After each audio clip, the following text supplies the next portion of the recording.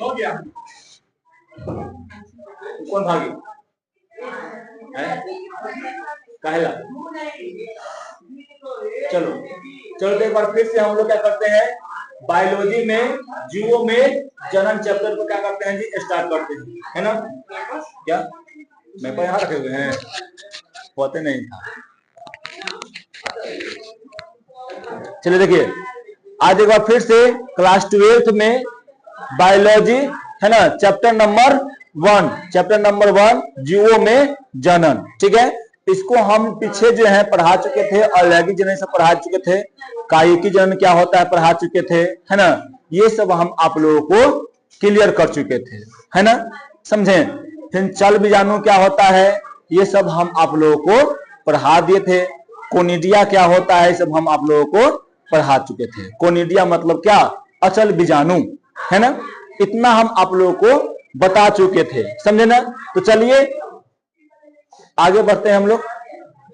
देखो, हम लोग जीवों में जनन जब पढ़ रहे थे, तो जीवों में जनन का मतलब क्या होता है जी, ये दो प्रकार का होता है। यानी जनन का मतलब क्या, जिसमें हम लोग क्या होता है, कोई भी जीव जो होता है ना, वो अपने संतति को जन्म देता है अपने अस्तित्व को बनाए रखने के लिए, ठीक है। यहां पर क्या होता है, अलैंगिक जनन, और क्या होता है जी, लैंगिक जनन होता है ना। अलैंगिक और यहां पर लैंगिक जनन होता है। तो इसको हम लोग पूरी तरह से पढ़ चुके हैं, है ना। डिटेल में क्या कर चुके हैं जी, पढ़ चुके हैं, क्या होता है क्या नहीं होता है ना, कैसे होता है, कैसे विभाजन होता है, विखंडन के द्वारा होता है, मुकुलन के द्वारा होता है, पुनर्जनन होता है, फिर एक बीजाणु जनन होता है ना।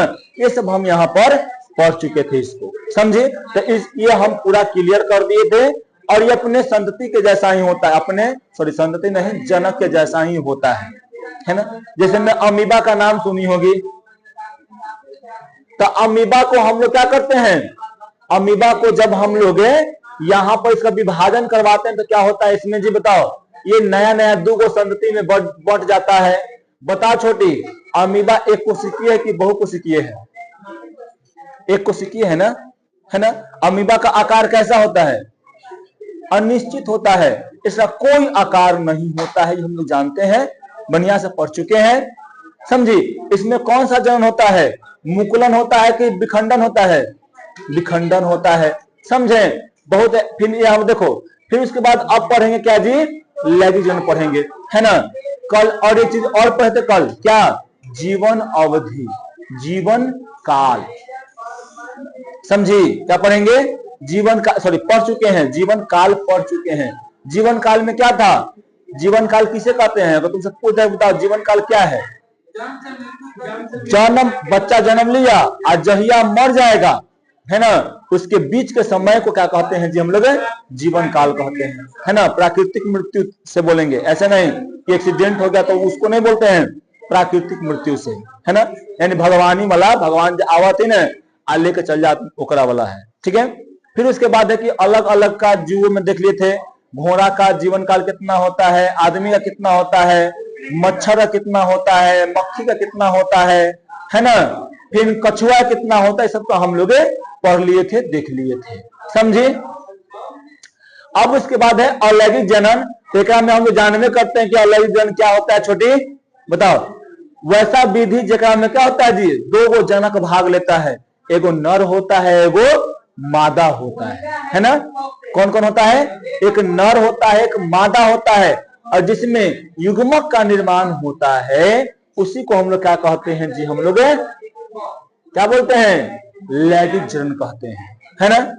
युग्मक क्या होता है बताओ तनी, युग्मक क्या होता है बोलो। हमने थे खत्म का कर दिया। हाँ देखो यहाँ पर अलैंगिक जनन क्या होता है, में सॉरी युग्मक क्या होता है, युग्मक, युग्मक, युग्मक बताओ, युग्मक क्या है। युग्मक एक ऐसा मतलब बोल सकते हैं, पदार्थ है, चाहे थी बोल सकते हैं, है ना। एक ऐसा चीज है जिससे क्या होता है जी, जिससे मिलकर बच्चे का निर्माण होता है, है ना। युग्मक जो होता है दो प्रकार का होता है, एक जो होता है नर युग्मक होता है, क्या होता है जी, नर युग्मक, आइए वो क्या होता है, मादा युग्मक,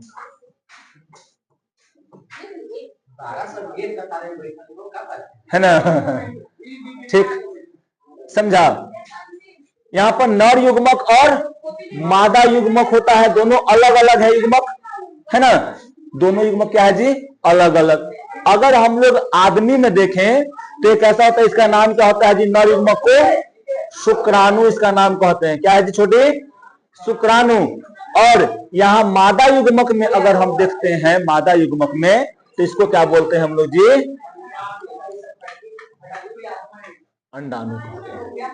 समझे ना, कोई दिक्कत यहां पर नहीं होना चाहिए। फिर फूल में भी पढ़ते हैं, पेड़ पौधा में भी होता है, समझे ना, तो सब अलग अलग होता है। ठीक है, अब चलिए आगे में हम लोग थोड़ा सा बढ़ते हैं, समझे। अब उसके बाद देखो चलते हैं, लैंगिक जनन में क्या होता है कि जब नर युग्मक और मादा युग्मक जब आपस में मिलता है तब पता है क्या कहते हैं, बोलो क्या कहते हैं, निषेचन। नर युग्मक और मादा युग्मक जब आपस में क्या करता है जी, मिल जाता है। जैसे मैं यहां पर देखो, ये मान लो क्या है जी, यहां पर ऐसे आया, ये नर युग्मक है, ठीक है, और ये क्या है जी, मादा युग्मक है ये वाला। ये दोनों आकर जब एक दूसरे से क्या कर जाएंगे जी, ये आपस में मिल जाएंगे, है ना। जब ये आपस में मिल जाएंगे तब ये क्या कहलाएंगे छोटी, क्या थी, क्या कहलाएगा, ये क्या कहलाएगा, ये कहलाएगा युग्मनज, युग्मनज। ये प्रक्रिया कौन सा कहलाएगा, ये प्रक्रिया कहलाएगा निषेचन। क्या कहलाएगा छोटी, निषेचन कहलाएगा। समझ में आ रहा है, बताओ निषेचन किसे कहते हैं, पूछ दिया कोई, है ना, कि बताओ निषेचन किसे कहते हैं, तो क्या बतलाएगी,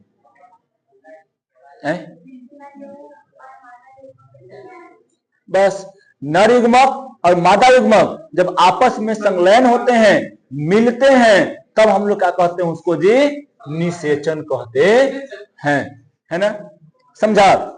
जब नर युग्मक और मादा युग्मक आपस में मिलते हैं तब क्या बनता है जी, युग्मनज का निर्माण होता है। इसका भी ध्यान रखिएगा, निषेचन होगा, निषेचन के दौरान किसका निर्माण होता है, युग्मनज का। युग्मनज कैसा होता है, हेप्लोइड के डिप्लोइड, तो डिप्लोइड होता है ना। डिप्लोइड का मतलब क्या, ओकरा में 2 गो क्रोमोसोम की संख्या होता है। समझ में आया, जानते हैं क्रोमोसोम क्या होता है, हाँ, है ना। जैसे में हम लोग जानते हैं कि क्रोमोसोम हमारे, बता मनुष्य के कोशिका में कितना होता है क्रोमोसोम की संख्या है, 44 होता है। यहाँ पे मनुष्य में कितना होता है क्रोमोसोम की संख्या जी, 46 गो होता है, 46 गो। और कितना होता है जोड़े में, 23 जोड़ा होता है, समझी, है ना। तो वही यहाँ पे क्या होता है जी, देखो एकरा में हेप्लोइड रहता है, ये भी क्या रहता है जी, हेप्लोइड रहता है। हेप्लोइड यानी अगुणित, मार देंगे हिच के, समझा ना। यहां पर क्या होता है जी, अगुणित, क्या इसको बोलते हैं, अगुणित कहते हैं इसको, है ना। ये भी अगुणित है, ये भी अगुणित है। अगुणित मतलब क्या, हेप्लोइड है, समझे ना। इंग्लिश बोलते हैं हेप्लोइड, हिंदी बोलते हैं इसको अगुणित बोलते हैं, समझे। ये अगुणित है ना। फिर क्या है जी, ये भी मादा युग्मक भी अगुणित है। जब यहाँ पर एन यानी हेप्लोइड और हेप्लोइड यहाँ पर मिल जाएगा तो इसको क्या बोलेंगे जी, डिप्लोइड बोलेंगे, डिप्लोइड। क्या इसको बोलेंगे, डिप्लोइड।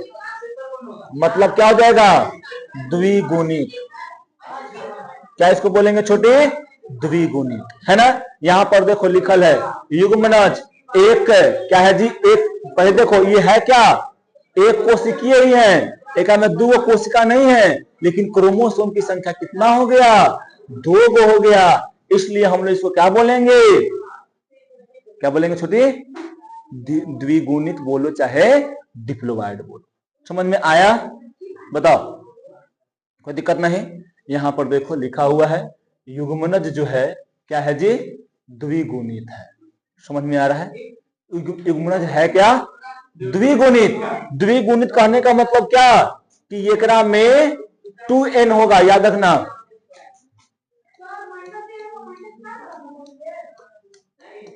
अगुणित को हम लोग किससे सूचित करते हैं जी, अगुणित को n से सूचित करते हैं, ठीक है। और द्विगुणित को 2n से सूचित करते हैं। समझ में आया? बोलो, इतना याद रहेगा। अगुणित क्या होता है, द्विगुणित की सॉरी अगुणित क्या होता है और द्विगुणित क्या होता है। ऐसा में अगुणित का मतलब क्या कि एकरा में सिर्फ एक ही गो क्रोमोसोम की संख्या होगा, एकरा में क्या होगा जी, 2 गो क्रोमोसोम की संख्या होगा, उसे द्विगुणित कहते हैं। चलिए यहां पे चलते हैं, है ना।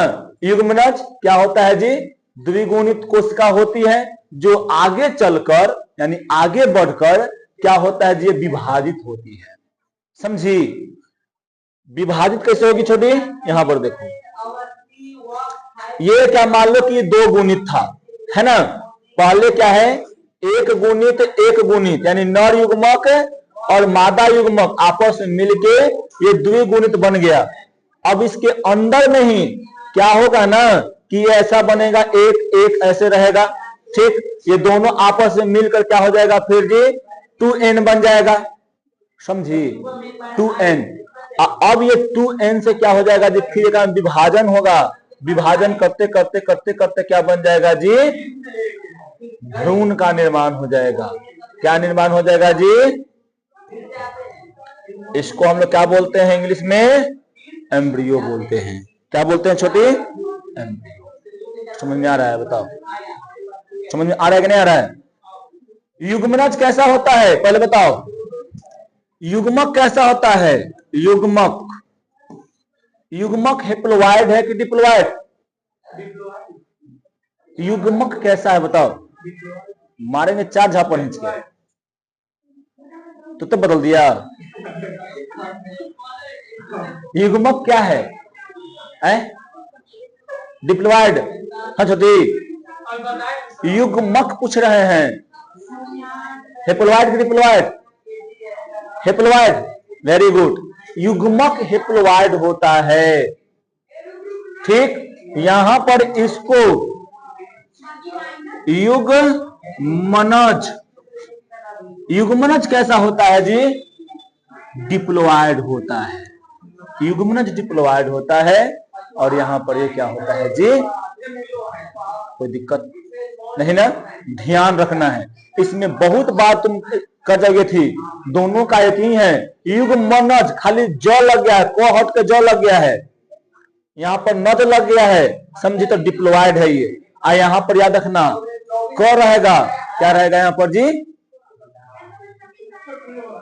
हेप्लोइड रहेगा। समझ में आ रहा है? क्या,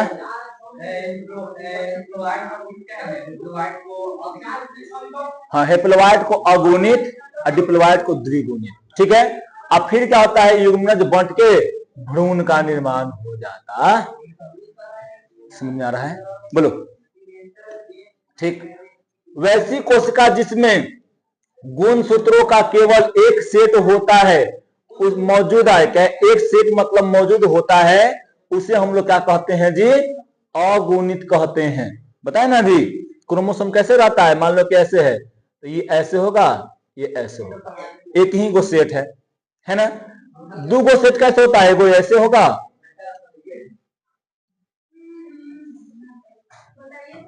ये क्या होगा तुमको, ये 2 गो हो गया, है ना। यहां पर देखो ऐसे बोल सकते हैं, ये पूरा एक सेट है ना। अब यहां पर देखो, अगर यहां पर यही अगर 2 गो रहेगा ऐसे,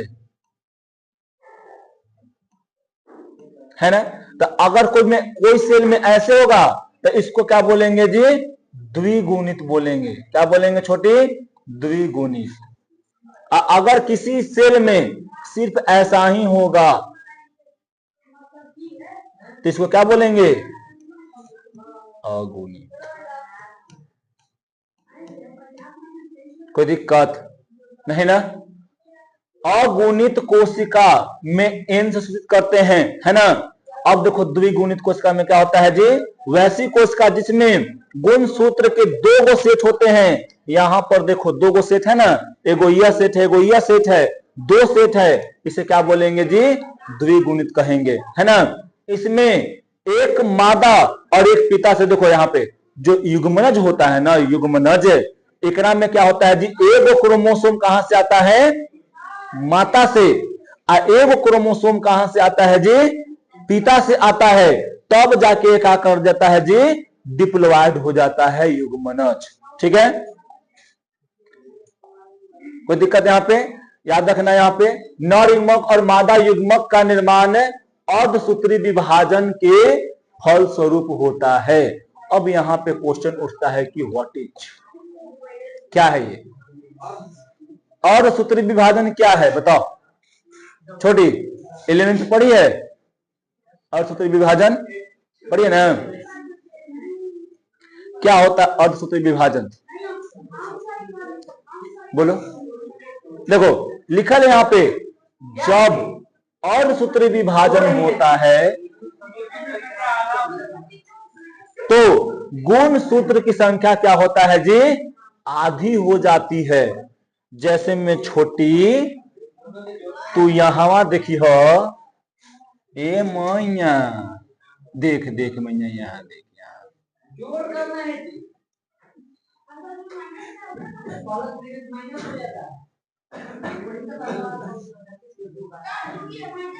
मान लो कि इसका विभाजन हुआ, है ना।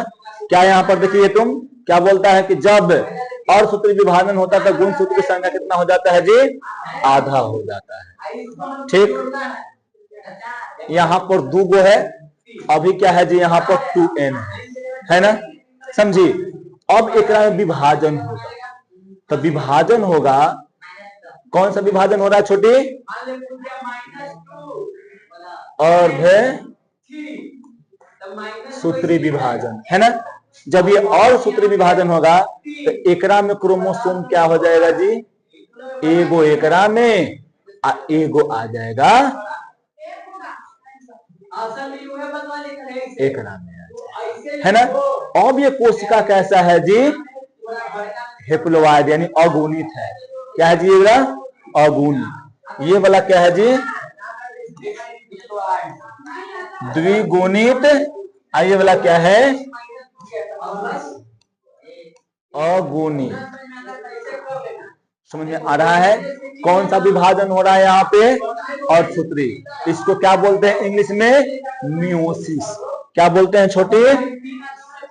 मियोसिस ना लिखा है यहाँ पे, आगे लिखा होगा, देखो मियोसिस, है ना। क्या इसको बोलते हैं छोटे? मियोसिस कहते हैं। समझे? समझ में आ रहा है? बताओ अर्धसूत्री विभाजन क्या? एगो बड़का आदमी है, काट के 2 गो कर दो, है ना। 2 गो मतलब जोड़ा में कुछ ली हुई है, उसको हटा दो, 1 हो गया। समझी ना? तो क्या हो जाएगा यहाँ पे? यहाँ पे अर्धसूत्री विभाजन हो जाएगा। उदाहरण के तुम देखेगी, मनुष्य में क्रोमोसोम की संख्या कितना होता है जी? 46 होता है। और जब अर्धसूत्री विभाजन होता है तो अंडाणु चाहे शुक्राणु में कितना हो जाता है जी? 23 क्रोमोसोम हो जाता है ना। अब मान लो 46 को था, यहाँ पर 46 को था, यहाँ पर 44 को क्या था जी? यहाँ पर 46 को था, है ना। 46 को एक में गुण सूत्र था, गुण सूत्र। गुण सूत्र को ही क्रोमोसोम कहते हैं, क्रोमोसोम। ठीक है, गुण सूत्र को क्रोमोसोम कहते हैं। अब एक में से 44 को क्या होता है जी? ऑटोसोम होता है, ऑटोसोम। 44 को क्या होता है छोटी? ऑटोसोम। और 2 को क्या होता है छोटी? यहाँ पर XY चाहे XX, इसको बोलते हैं लिंग क्रोमोसोम। क्या बोलते हैं? लिंग गुणसूत्र, गुण सूत्र, सूत्र ऐसे होता है ना। लिंग गुण सूत्र आप क्या बोल सकते हैं इसको जी, सेक्स क्रोमोसोम, क्रोमोसोम है ना, सेक्स क्रोमोसोम इसे कहते हैं, समझे ना। तो ये होता है, समझी। एकरे में से क्या होता है कि 44 गो में से 22 गो आ जाता है, समझी। एकरा में से कभी एक्स आता है, समझे ना, या हो सकता है कभी क्या हो जाएगा जी, वाई आए। तो देखो ये हेप्लोइड हो गया ना, ये अलग है। अब अलग अलग हो गया ना, क्रोमोसोम कितना आ गया, अब एक क्रोमोसोम की संख्या आ गया इधर। जब एक आएगा तब क्या हो जाएगा यहाँ पर, जिसको हेप्लोइड कहते। समझ में आ रहा है, बोला। अर्धसूत्री विभाजन समझ में आया, कोई दिक्कत नहीं ना। देखो अर्धसूत्री विभाजन यानी मियोसिस है एक विशेष प्रकार का कोशिका विभाजन है ना, है जिसमें एक जनक कोशिका दो बराबर विभाजित होकर 4 अगुणित संतति यानी कोशिकाएं बनाती है, जिसमें गुणसूत्र की संख्या मूल रूप से क्या होता है जी, आधी होती है। अभी हम बताए, यहाँ पे तुमको एग्जाम्पल है ना। यहाँ पहले पूरा हुआ, एक में क्रोमोसोम की संख्या जोड़ा में है, फिर यहाँ पर देखो यहाँ पर मियोसिस 1 हुआ, मियोसिस 1 में फिर से क्या होगा जी, 2 जोड़ा में आ गया। फिर यहाँ से क्या हो गया जी, मियोसिस 2 हो गया, फिर से यहाँ पे आधा हो गया। यहाँ पे 4 गो था एक गो में, अब आधा आधा चल गया, आधा एकड़ा में चल गया है ना। फिर यहाँ पे क्या होगा जी, मियोसिस होगा, फिर यहाँ से आधा एकड़ा में चल आएगा, फिर एकड़ा में से होगा तो फिर आधा आधा हो जाएगा, समझी। यानी सीधे क्या होता है जी, अर्ध का मतलब होता है आधा, है ना। सूत्री का मतलब होता है में है ना, धागा होता है, और फिर यहाँ पर विभाजन मतलब बांटना होता है, यानी आधा आधा से क्या करते हैं जी, बांट दिया। समझ में आया, बोलो। अर्धसूत्री विभाजन की खोज सबसे पहले कौन किए थे जी, देखो यहाँ पे का श्रेय वैज्ञानिकों को जाता है। बहुत सारे वैज्ञानिक है यहाँ में, एगो दूगो नहीं है वैज्ञानिक, एक को आया खोज करके चले गए, बहुत सारे वैज्ञानिक हैं, ठीक है। लेकिन पहले कौन किए थे जी, क्या है, ऑस्कर हर्टविग। कौन है जी, ऑस्कर हर्टविग। कब किए थे, 1870 में, है ना, के दशक में किए थे। कहां पे किए थे, समुद्री आर्चिन के अंडों पर। क्या होता है वो समुद्री आर्चिन, एगो मतलब वहां पर जंतु है ना, उसी के अंडों पर ये क्या किए थे, रिसर्च किए थे, उसके बाद ये बताए थे, समझे ना। और फिर उसके बाद जो है एडुवार्ड वान क्या जी बेनेड, एडुवार्ड वान बेनेड ने 1883 में गुणसूत्रों के स्तर पर इसकी व्याख्या की। अब बाद में फार्मर और मूरे ने क्या क्या जी, 1905 में मियोसिस इसको नाम दिया, यानी अर्धसूत्री विभाजन इसको नाम दिया। तुमसे पूछ देगा अर्धसूत्री, इसको तुमको पूछ देगा कि बताओ इसका जो मियोसिस यानी अर्धसूत्री विभाजन यानी मियोसिस विभाजन है किसने नाम दिया, तो फार्मर और मूरे ने नाम दिया था। कब, 1905 में, ठीक है, कोई दिक्कत। सबसे पहले कौन खोज थे, मतलब खोज कर रहे थे, तो ऑस्कर हर्टविग, है ना, ये किए थे, ठीक है। अब है समसूत्री। अभी तो पढ़ ली कि अर्धसूत्री क्या होता है, यानी जाएगा एक ऐसा विभाजन, मतलब कोशिका विभाजन की एक ऐसा विधि है जेकर में से दो गो से एगो से दो कर देता है, सीधे आधा कर देता है ना। लेकिन अब है समसूत्री विभाजन। समसूत्री विभाजन में क्या में कोई सम क्या होगा, सम का मतलब होता है समान, है ना। अब विभाजन होगा, है ना, तो सम यानी एक ही जैसा विभाजन होगा। मान लो कि ये 2n है, तो ये कोशिका को बांटेगा, लेकिन दोनों में 2n ही रहेगा, समझी।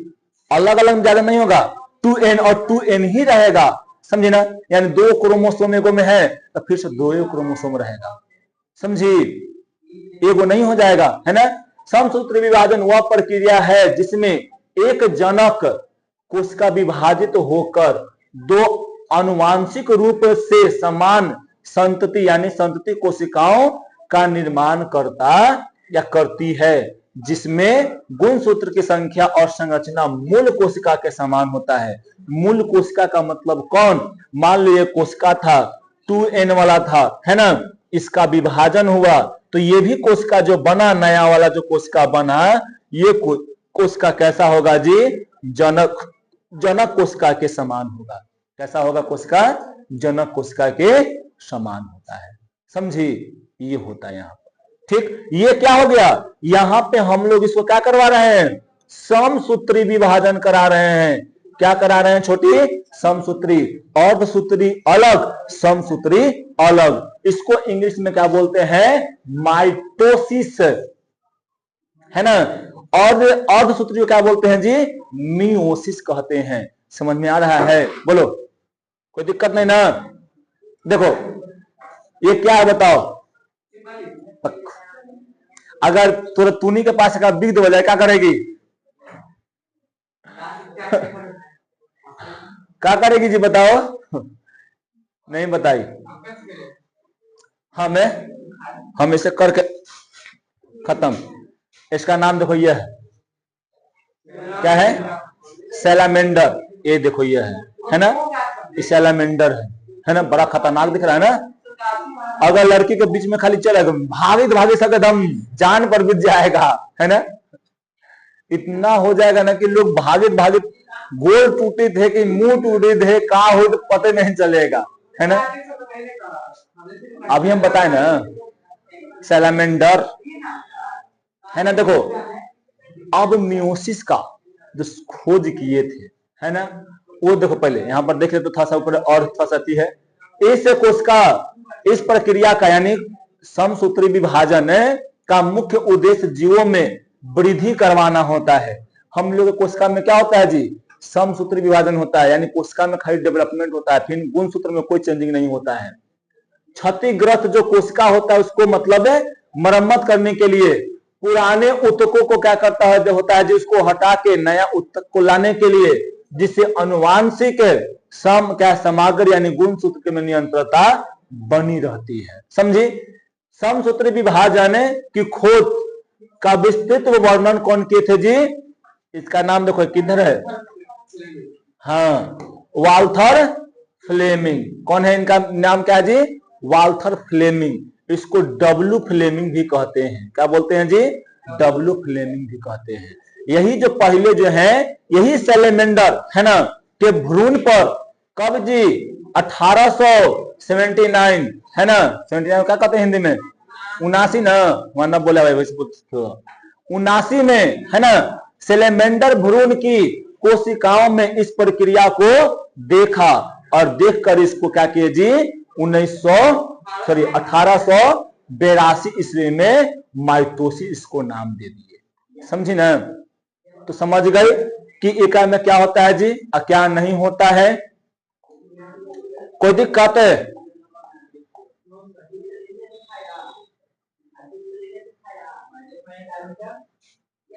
आज के लिए छोड़ते हैं इतना ही, है ना। ये सब कल पढ़ाएंगे, ठीक। हाँ मतलब कल नहीं, कल आप लोग आइए कितना बजे से? 12 बजे चलाइए, है ना। 12 में चलाइए, है ना। आके आप लोग को फिर केक कटिंग होगा, बताइए किए हैं। केक कटिंग के बाद में समोसा मिठाई मिलेगा, खाना है। अगर नाच डांस करे हुए की व्यवस्था रहेगा तो डांस करना है, आना तो फिर अपना खाना है ना। छोटी आएगी ना कल में? कल आएगी ना? हमको ना लग रहा है कि तू आई कल है। आई कल है ना? आना कल है।